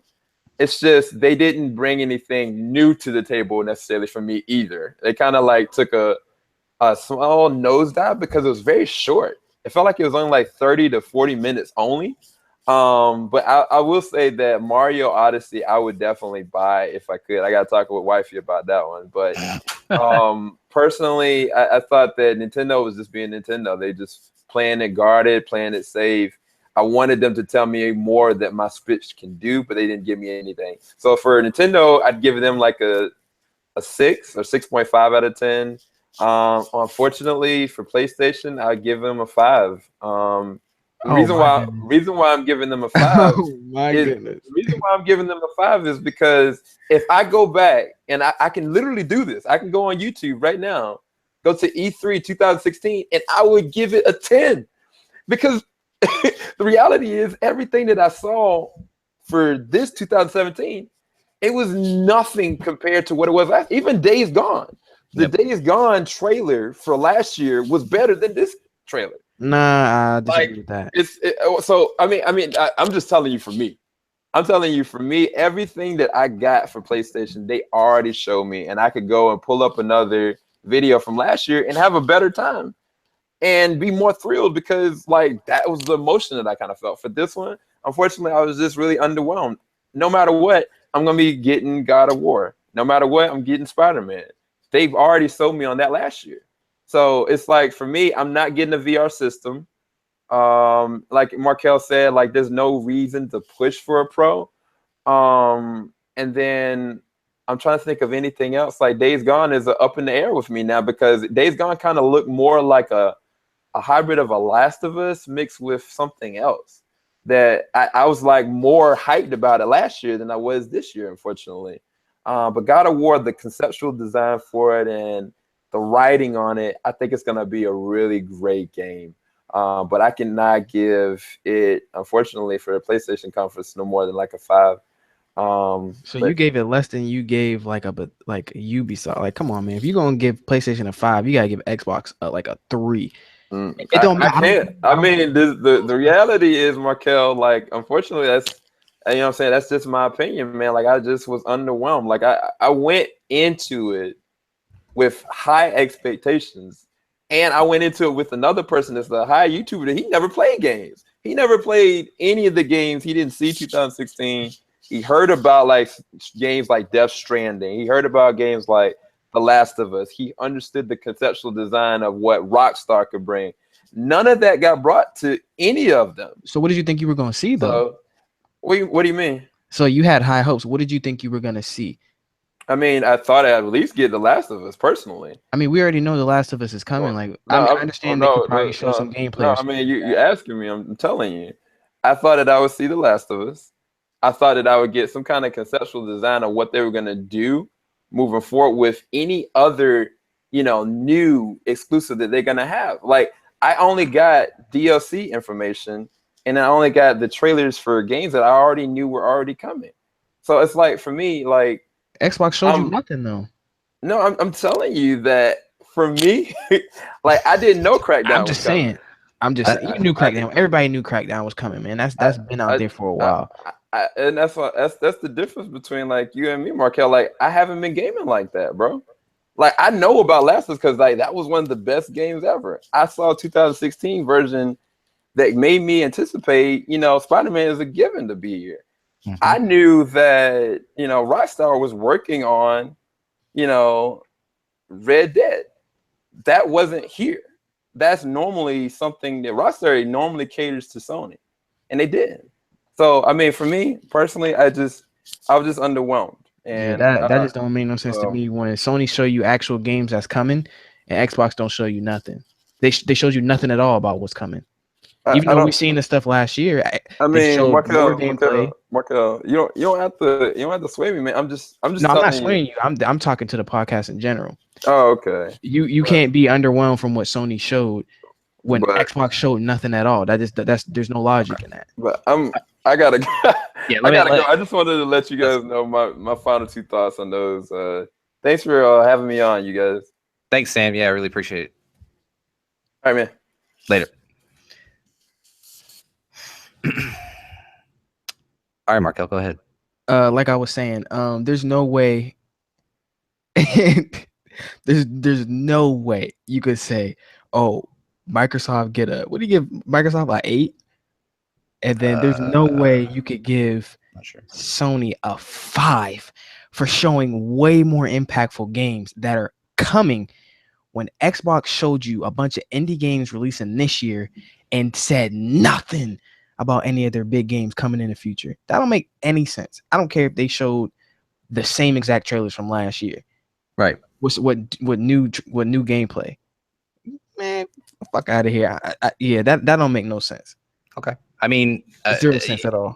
Okay, you need to understand that that's someone's opinion. Like, I know it's somebody's opinion, but but he's respecting your opinion, so why can't you respect his? That doesn't. I can respect that. That's his opinion. I didn't say, oh, he's wrong. He needs to go. You were being a little bit bigoted about it. I'm not getting there. I'm just saying it just makes no sense. I mean, that's his personal opinion. Just like you have your opinion about that. Anyway, let me get back into. I didn't get a chance to speak. Anyway, yeah, go ahead. Sony did show mostly the games that they showed last year. What did they give you new? They gave you Shadow of the Colossus. They gave you Detroit Become Human, which they didn't show. They showed you Death Stranding last year. They showed you Last of Us 2. So they took those 2 out and replaced them with 2 new ones. Yeah. Uncharted Lost Legacy. They showed something, but I think here more they really showed you more of the character development this year in the trailers. They showed Chloe with a damn scarf on her face. You didn't even know it was her till the end of the trailer. So they definitely for Uncharted Lost Legacy, which is a standalone game. It's not DLC. I didn't say I did, and that's not what I was gonna say. Are you talking about the trailer that we saw at the conference this year? Yeah, the trailer we've seen this year. Okay. They showed you way more. They showed you way more character development. They even showed you the main protagonist. They showed you all that. I'm sorry, the protagonist would be the hero. Yeah, the antagonist. They showed you all that. But when you can look at just comparing the two, and if I'm going to give scores to the two, if I give Microsoft a 6.5, I got to give Sony. I'm not saying Sony's conference was great. It was good. It was serviceable. It reaffirmed what the things that I saw last year, because there's plenty of times where you have conferences where they'll show something in 2013 and then you won't hear about it for another 3 years. Sony showed Days Gone. Really, Days Gone was the game where people were like, oh, Sony's showing the trailer for that. We may not see that game for a while. They came right back out with story mode gameplay. Functional, running smooth. So that's great. I applaud Sony for that. They show its different section. Plus, they showed a lot of stuff in the pre-show and the post-shows that they didn't show in the show, just like Xbox waited to show Crackdown gameplay until the post-show. They didn't show gameplay until the post-show. So there's a lot of stuff that we didn't see. They showed another alternate ending where they're actually in the world riding around on the bike that I showed you before we left work earlier. So I just honestly don't see how you can give Sony a lower score. Xbox showed you things that are coming right now, which is not great at all, especially for a brand new $500 console. They show you, I'll give you Forza 7. I'll give you maybe Sea of Thieves and Crackdown 3. Cuphead, not so much. It's an indie, plus you can get it on Steam. When you have PlayStation, they show you God of War. They give you release date frames on it. They show you Days Gone, give you a release date frame on it. They give you Uncharted Lost Legacy, which is coming this year. They show you Detroit Become Human. They show you Spider-Man. They give a release date frame for it. They show you actual Spider-Man gameplay that they didn't show last year. So there's no way that Sony's showing brand new gameplay for big, impactful games, way bigger than a Sea of Thieves, and you can give them a lower score than Microsoft. So again, I'll give Sony an 8.5. I'm not going to give them a 9 or a 10 because the conference wasn't great. It was way too short. It was only an hour. I don't give them a pass for that. It was way too short. So I think Microsoft was an hour and a half. And I think that's kind of how Microsoft kind of got people kind of pulled the wool over their eyes a little bit. Let's show them a whole bunch of indie games. So it seems like there's a whole bunch of games coming out, but really not many of them were console exclusive. PlayStation could have showed the same exact games. You know what I'm saying? So I don't know. PlayStation had the Call of Duty reveal, the Destiny 2. That I really didn't care about none of that. But as far as exclusives they're not talking about. As far as exclusive experiences that you can only get on PlayStation, Sony showed you Days Gone, Spider-Man, God of War 4, Uncharted Lost Legacy, Detroit Become Human. They showed you at least 5 exclusives only coming to the PlayStation, where Xbox showed you Forza, Sea of Thieves, and Crackdown. And Forza and Sea of Thieves, I'm pretty sure, coming to PC. Right. It's still connected. They showed you like Xbox. One game. Like, come on, man. So 8.5 for Sony. I give Microsoft a 6.5. The more I even think about it, I think about just giving them a 6, like just a flat out 6. Okay. They didn't show me nothing to go buy a $600 console. 4K is nice, but I'm not spending $500 for that joint. So count me out. Okay. So, like I said, that obviously this console, the console that Microsoft showed, is not for someone like you. Now for Sony's conference, to sum it up, number one, when I watched it, and I watched it on multiple streams, there were sound issues and all kinds of stuff like that for the first 2 trailers that were shown. I know you said you didn't experience any of that, but I know I did, and a couple other people did as well. And that's just that. Come on, like sound issues in 2017. Anyways, that kind of already started it out on a bad note for me. I went in there with an open mind, like it's okay, I'm ready to see what they have to offer. I was glad that they showed Shadow of the Colossus. I played the first one, and this one looks really, really good. But it does look like the same game, but just with like HD on top of it. So we have a remaster. Exactly. So it's not adding anything new to it. It's just putting a new coat of paint, which is fine. A lot of people dig that. HD remakes are big business. So But I gotta say, man, the only one that even impressed me, even just like enough to maybe buy it, is God of War. That's it. I mean, Spider-Man looks okay, but it's simply because I'm not happy with the way they handled combat. I did not want another Arkham combat style game. I've played every single Batman Arkham game that's been out. They could have did something fresh with the combat. Now, neither of us had played that game, so I'm not going to judge it solely on just seeing that. I love Spider-Man. I love Marvel. I'm a huge comic book nerd, and that's great. And I'm excited what they're doing with Miles Morales, all that stuff. But I need to see just a little bit more from Spider-Man in order to just like be 100% hype about it at the moment. Now, God of War looked great. I like what they're doing with the mythology, changing it up, Jamunga, the world serpent, all that stuff. It looked really, really cool. And if you notice, like in the gameplay, you can see his son with him shooting arrows and all that kind of stuff. And I think we touched up on that maybe like episode 2 before the pre-show. We had talked about maybe the son might have some kind of gameplay aspect, and that was confirmed, and that's great. And the whole axe like teleporting back to him, like Thor's hammer, that kind of stuff, that was really, really cool. So they changed up his combat style, all that. It looks great. Days Gone. What? Spider-Man looked amazing. I'm sorry. No, I'm saying graphically, it looked really, really great. Gameplay wise, I was not impressed. Man. We haven't had a Spider-Man where he does stuff like that yet, like where it's like kind of cinematic, like you actually feel like you're playing a Spider-Man movie. You know what I'm saying? It was really like Spider-Man 2. You weren't really doing that, like jumping on the wall and then attaching somebody to the wall and then jumping back down and then slamming the guy's head. Like it wasn't. Spider-Man I will say it's not as cinematic as that, but Spider-Man 2 is is the best Spider-Man game currently standing ever. It was a great game. Now, don't get me wrong. I'm saying the gameplay did not impress me. That's my opinion. It just looks like an Arkham combat rip. That's it. That I'm not going to sit there and say that I'm not going to buy this game 100% ever.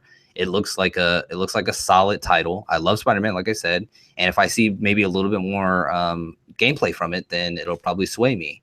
I need to see what the story is about too, as well. Spider-Man and story are kind of 1 and 1. That's why Web of Shadows sucked. Story was ass. The gameplay wasn't all that great either. But that looked really good, but it wasn't something that was like, oh shit, like hotcakes, got to get it. God of War definitely was that one for me, and I think it was for a lot of people. In my opinion, I would say that was the highlight of the show. That's why it was one of the longer trailers. I am surprised that they saved Spider-Man for last. I thought it could have worked well maybe if they swapped God of War at the end just to leave people with that great, like, oh shit, God of War, that shit looked amazing. And Spider-Man could have been like a little bit of meat and potatoes in the middle. The other games like Days Gone, like you already know, I'm not about that game. It just doesn't look nice.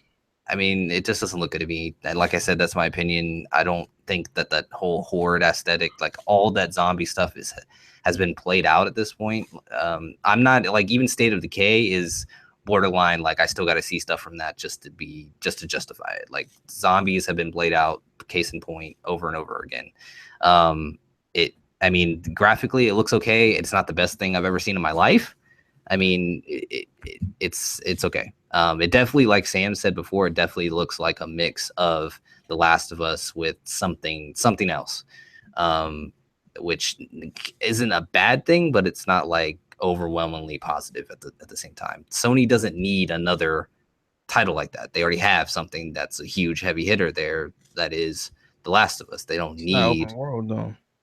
Right, I understand that, but at the same time, they could have went somewhere different with it to make it just kind of stand apart, and I think it kind of just blends in with their whole lineup. Will it sell? It'll sell. It's not going to break any records, but the game will sell. But the other things that I mean, there was no Death Stranding, which definitely could have used a gameplay review from that because a ton of people are still trying to figure out what the hell that game's about. We could have used some kind of From Software, something from that definitely could have led the way. People are jonesing for either, like you said before in the predictions, the Bloodborne or some kind of Dark Soul-esque type game. People need that. They love it. That shit sells. It's always a good thing to have that at a conference. I think we talked about having Red Dead here at Sony, and they didn't deliver, but we also talked about how Rockstar isn't even about that life. They know they don't need to show up to anybody's conference to sell this. So I wasn't overly surprised that they didn't even show up. Also, the way they opened the show with those people like just playing like just playing like some kind of open soundtrack, like what was coinciding with that? Do you know? That was Uncharted. Lost Legacy. Okay, so that was the lead into that, is that what I'm assuming? Because I didn't make that connection initially, and maybe that's on me, but I and also I could barely hear it as well. But yeah, I pretty much knew it immediately just because I know from where they left off on the first one, she was in like some kind of like desert land, and she remember she had like the mask or the scarf on. She looked you like mean from last conference, right? Yeah, the last conference when they showed it, that's where they left off at. Right. But they didn't show no like actual like in game. That was like CGI, like story trailer type stuff that they showed. So on this one, they just picked up where they left off, and they actually showed like what's going on with the story this time. Right. So yeah, it definitely seemed like a story outline trailer. Like, this is what's happening. This is what the game is about. Right. Which honestly, I wish a lot of other developers were playing their trailers like that. Like, just fleshing out their games. Like, this is what this game is about, and just laying it all out there for you to digest. But a lot of them withheld a bunch of shit, and that's what it killed a lot of conferences for me in the first place. But I mean, if it's not Nathan Drake, I'm not going to play it. Like, just to be 100% honest with you, I don't want to play her. Like, I would have rather play Drake's brother, like, or have some kind of co-op would have been dope as well. That's, like I said, that's my opinion. I'm not really excited about that, but I know maybe a few other people are. So overall, the conference definitely showed the exclusives they definitely had on the console.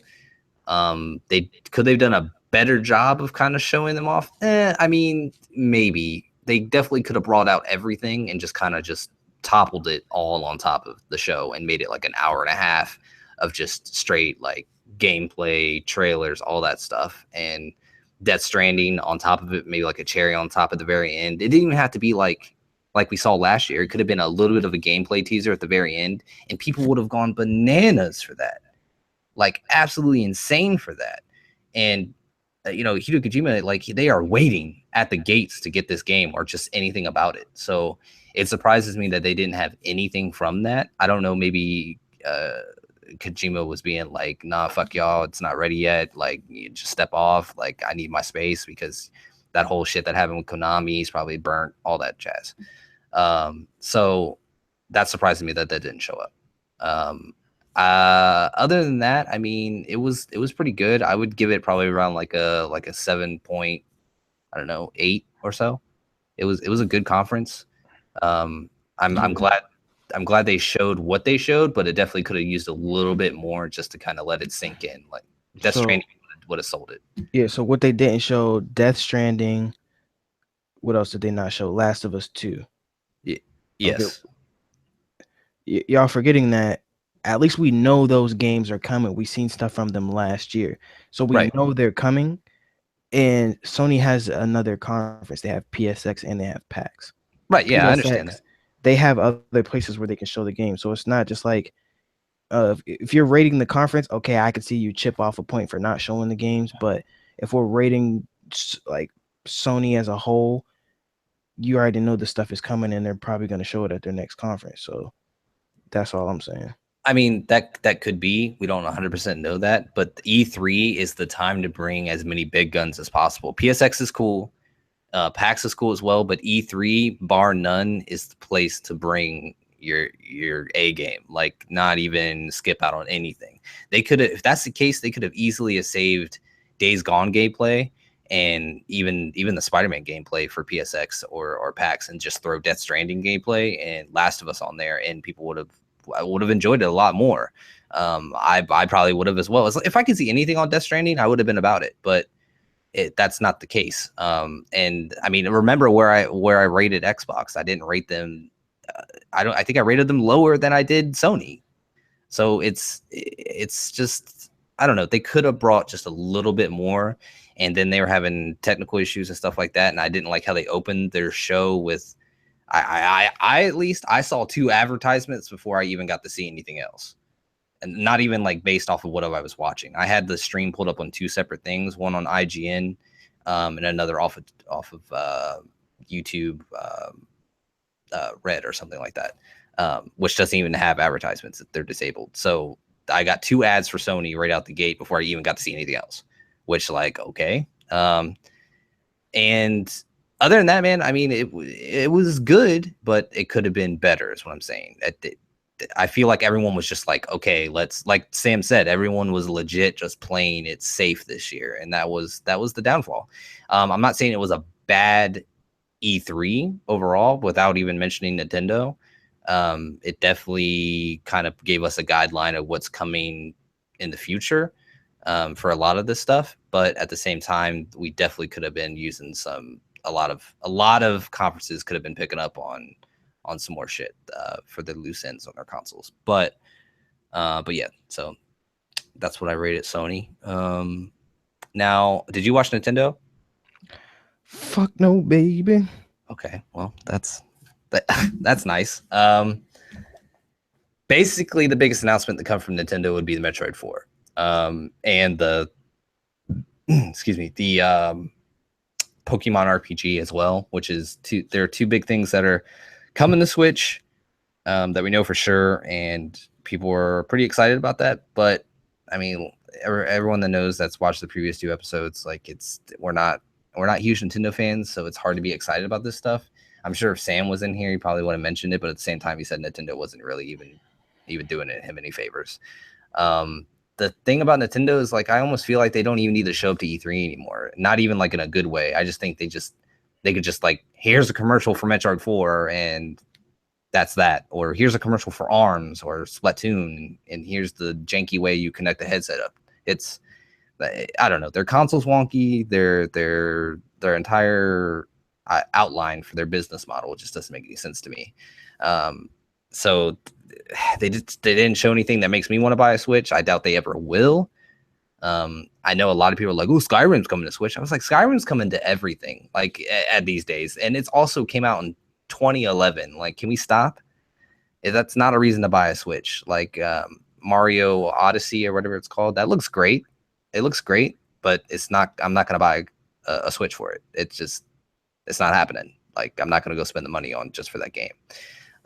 So I don't know. Can't even tell you what they could do to make me buy a Switch. Honestly, there really isn't anything, to be honest with you, because I'm just not interested in anything they have to offer.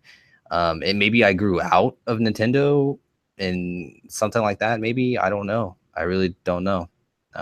If you had an opinion on it, Markell, I don't. Okay, so you're just gonna not even give it a rating. Yeah, I don't have none. I didn't watch 1 second. Like, I didn't even click on any video that said Nintendo E3. Okay. How about that? So, all right. Yeah, so I mean, if I had to rate it, I would give it maybe like a 5, just because it was just very stale. There wasn't really anything special going on in there. Metroid's a great game, don't get me wrong. Metroid 4, it looks good. But it's not gonna sway me to give them like anything higher than what we saw from the other conferences. So I have absolutely zero interest. Like I have interest in Xbox games, PlayStation games, PC games. When I tell you like 0, like if I can do less than 0, like yeah, it's just 0. Like if I could do like a negative, I would probably do a negative. Like, I have 0 interest in Nintendo. Yeah, and I mean, and that's kind of how I feel too. I'm not looking forward to anything from them, like, ever at this point. I don't care about a 3DS. I don't care about a 2DS. I don't care about any of their handhelds that come out, unless they have something on it that is 100% revolutionary, the end all be all for gaming or handheld gaming. I'm not purchasing one. I'm not jumping on that bandwagon. I don't even think it's a bandwagon at this point. It's literally just a Zelda machine at this point. Like, there's nothing for it. Overall, this conference for E3 as a whole, it was very safe, if I had to use a word to describe it. There weren't any boundaries pushed or anything like that, like some other E3s will do. And I think maybe it suffered from the fact that Red Dead had been delayed, and Hideo not like coming out with some stuff. And also Microsoft kind of dropping the ball with having something special on their side of things. The highlights for me for E3 for sure was Anthem. I think that's a highlight for a lot of people. As far as something brand new shown that we didn't see before or even really know about. I'll give you Anthem. Yeah, we had no idea about it. But as far as like exclusive that we knew about, that we were seeing more of, I think it's a tie between Spider-Man and God of War. I would obviously, I'd pick God of War over that, but God of War looks really great. But I don't know, man. Part of BioWare has me with like Mass Effect and all that stuff. The Mass Effect that just came out, Andromeda, was made by the B team, obviously, with all the issues that had. This right here looks like a solid game. Now we didn't get like a ton from it. It looks like EA's answer to Destiny, really. These suits and all that stuff look great. The graphics look insane. Gameplay definitely Destiny-esque was what I got from it, but I will tell you that I got a very Division-y-esque feel from this. Do you remember when you watched Division like at E3, like the very first time when they had like the UAV and stuff following them and they were doing like voiceovers through chat and shit? Yeah, it's definitely not gonna be everything we've seen. Yeah. But excuse me, if it's anything like that, I'm copying. Yeah. The Division was a letdown, and I don't want this to be anything like that. And EA didn't handle that. Ubisoft did. I just don't want this to be like a Destiny letdown, because Destiny definitely didn't fulfill everybody's checklist for sure that like it was supposed to. The game looks great, and I can't wait to see more from that. Other than that, Battlefront 2 would be my second. Just getting to see the gameplay and just muting the hell out of that shoutcasting bullshit. I hope I never have to see that again. But the gameplay, like Darth Maul fighting Rey, like that was great. The droid combat, all the clone troopers, all that stuff was awesome. The space battles, not space battles, but the air battles and stuff looked great. Everything looked like what the first Battlefront was supposed to be. The story trailer, all that looks great as well. I mean, I'm not even really hyped about that. I love the multiplayer of Battlefront, and this definitely is holding that true this time. Like, we're not fucking up. We're doing it the way you guys want us to, and I hope that's what is actually happening, and they're not cutting corners like they did last time. So, I mean, only time can tell, but that's definitely another highlight for me. So Anthem and probably Battlefront are probably like my top two, and then like my third would probably be God of War. So if you had to pick three, what would they be? You said Anthem and what? Anthem, Battlefront, and God of War. My top three. My top three would be probably Anthem, God of War, and Spider-Man. Okay. And a shout out to Metro. Metro looked really, really good. Played the other ones. This one looks like it might be going for an open world feel, but I'm still waiting to see. That demo looked really, really scripted though. Like it was just like, here's this level we built at the office for 3 months, and you're just gonna walk through it and turn really slowly and make it look crazy. That is something I'm on edge about. That's why it's not in my top three, because I just need to see gameplay, like actual 100% gameplay. And if that's what that was, then holy shit, man! Like, I watched one of the little interviews they did, like on one of the post shows today. They're trying to say that's what the game looks like, but developers say that shit all the time. That's what I'm saying, man. That game looked fucking ridiculous. Like, at first I was like, what movie is this? But that was a fucking game, man. When he was in the fucking tunnel, like there was like particles and shit from things I didn't even know could have particles. So, and then when that big giant ass bear came out, and he was fighting with a crossbow, it was on. It looks great, but like I said, I don't want this to be like just to use a reference, like a Killzone situation or some shit like that. I'm not trying to fucking get baited into something that isn't, or Watch Dogs. That's a perfect example. So that looks really good, but it's not my top three because I haven't seen anything 100% gameplay on that. But we are at 12:25 in the morning, and we basically wrapped up everything we need to wrap up. Now, just to give everyone a layout, this was a live broadcast, by the way. So in case you're watching the replay, good for you, number one. Number two, make sure that if you haven't already, if you're looking to have like news and gaming talk with me and Markell and guests, Markell and I, sorry, then make sure you subscribe. Give us a like if you actually like the video. We do have our previous other 2 episodes, one leading up to E3 where we're making predictions and stuff like that. We're not even going to touch up on that because I mean we made some and then we lost some. As like I predicted Halo, Markell predicted Bloodborne. No You did predict no Halo, yes. Forza. Well, I predicted Forza too. I also predicted Days Gone gameplay and Spider-Man gameplay. Yeah, but I think we both came to agreement that those were both going to be shown. But overall, it was a good E3, and it could have been a lot better. But like I said, it was all right. Other than that, if you haven't already, like I said, give us a subscribe, like, and stuff like that. We'll try to do episodes every Tuesday.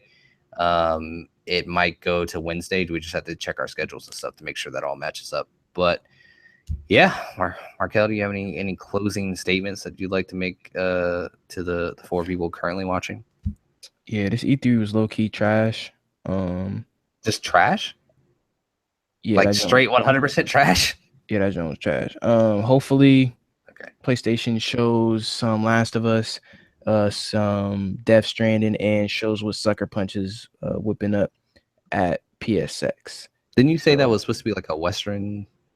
Yeah, it's like a Western. I think it was like a train. I seen one screenshot where the train was like, you ever see like those train tracks that goes over to like a cliff, and it connects to the other end of the cliff, and then underneath it's just like a river or something.